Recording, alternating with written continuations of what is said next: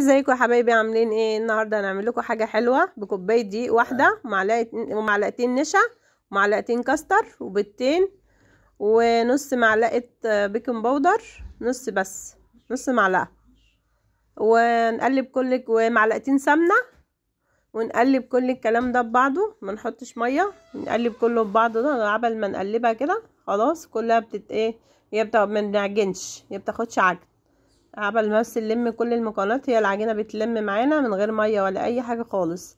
بس هنحط نص معلقه خل ونلم بقى العجينه بقى، هنلمها ونسيبها 10 دقايق. خلاص انا لميتها، الطبق نضف زي ما انتم شايفين، نغطيها ونسيبها بنسيبها بس 10 دقايق بس. بوريكم هي معلقه خل اهي، نص معلقه خل.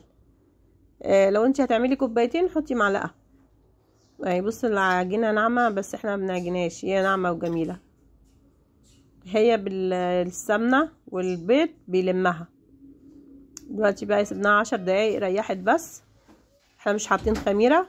بعدين بنحط نشا، بنرش رشه نشا ونفردها بالبردانه او النشابه، نفردها يعني سمكها هوريهولكوا دلوقتي. مش عايزينها لا تخينه قوي ولا رقيقه قوي، بنخلي السمك متوسط كده.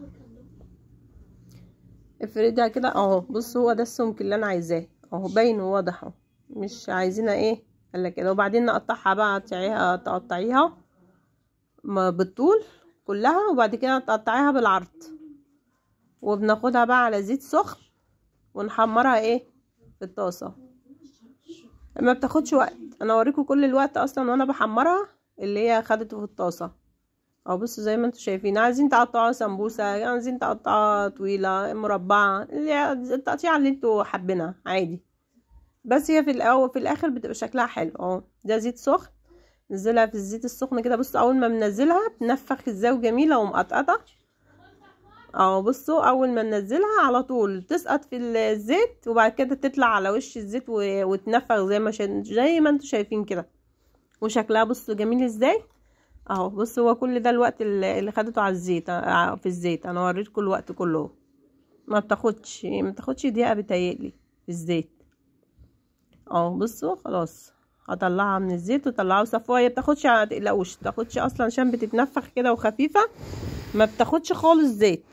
وبرده انتوا بتصفوها بالمصفى وعلى طول على العسل كوبايتين سكر وكوبايه ميه، ونسيبهم 6-7 دقايق على النار، وعصره ليمونه. عايزين تحطوا بقى عسل كلوكوز عادي، انا ساعات بحط، ساعات ما بيبقاش عندي عادي، بيبقى جميل برضو، بعمله بيبقى حلو.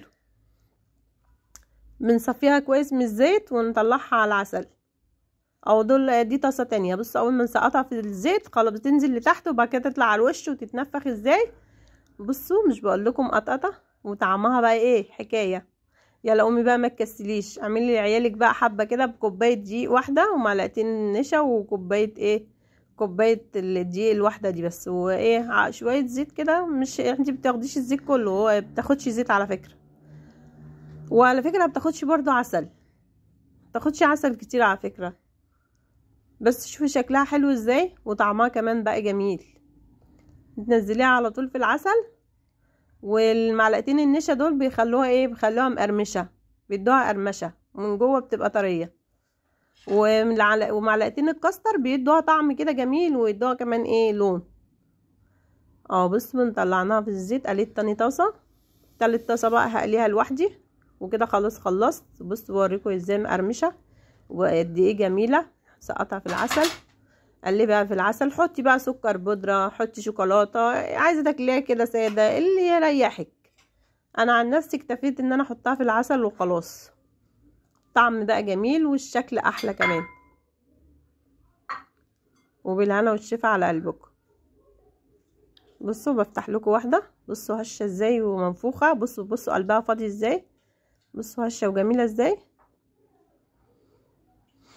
يلا بقى اعملوا لنا لايك بقى